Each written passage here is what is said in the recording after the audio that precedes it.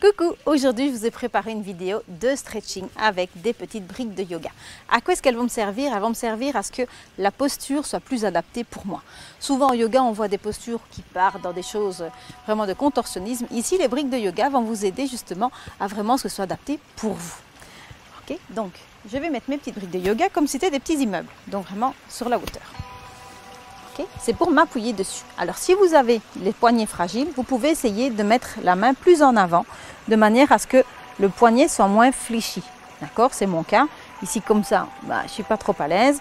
J'avance et du coup le fait de resserrer mes doigts dessus, ça soulage au niveau de mon poignet.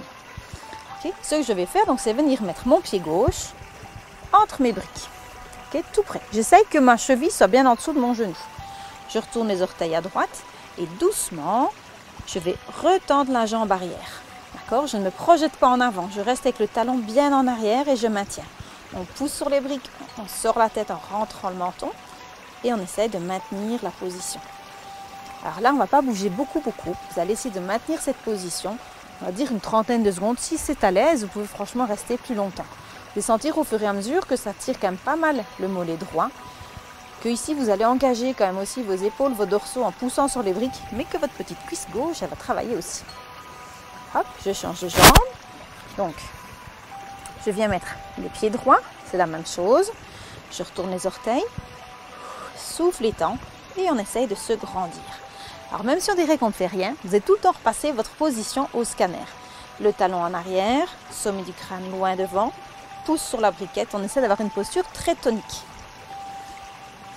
Hop. Et puis on repose et je vais changer la hauteur.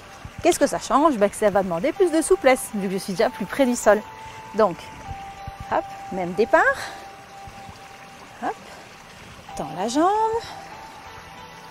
On complique un petit peu les choses. On va garder la main droite sur la briquette et on va pivoter du centre vers les extrémités. J'essaie de venir toucher le ciel. Trop difficile? Je pose le genou. Et je fais pareil, j'ai déjà nettement moins d'instabilité. Attention, l'erreur qu'on fait souvent, c'est de se laisser guider par les extrémités. Ici, c'est vraiment le centre qui pivote et puis les extrémités. D'accord? Donc, il vaut mieux que vous ayez votre bras là-bas et que la poitrine soit tournée que d'avoir le bras en arrière et que la poitrine soit en avant. D'accord? Pareil de l'autre côté. Hop, devant. Youp. Soit jambes tendues, soit genoux au sol. Je pivote du centre vers les extrémités. Ah, puis je reviens. Pareil, vous restez un temps qui est confortable pour vous. Hop. Et je repose, je reviens. Okay. Pour terminer notre petite séance, on va venir d'abord s'asseoir sur les briques. Donc je viens mettre un petit trône derrière moi. Hop. Et je m'assieds. Simplement s'asseoir comme ça rappelle qu'on peut s'asseoir près du sol sans pour autant comprimer les genoux et essayer de rester bien droit. C'est une position assez agréable. Plus corsée, j'enlève une des briques et du coup évidemment j'ouvre beaucoup plus au niveau de mes chevilles et je comprime plus au niveau des genoux. Si ça vous fait mal, vous n'hésitez pas à mettre un petit essuie roulé pour soutenir un petit peu l'articulation. Alors ça n'a pas l'air difficile quand on le voit, mais vous serez peut-être surpris de voir le nombre de personnes qui n'arrivent pas à garder comme ça les articulations fermées ou très ouvertes. Okay. Et pour continuer dans cette petite vague justement d'articulation et de mouvements oubliés, c'est les orteils retournés. Et là aussi je peux me servir de mes briquettes. Vous pouvez les mettre plus hautes si vous voulez, si c'est trop difficile, pour pouvoir retourner les orteils et assouplir en fait votre chaîne postérieure.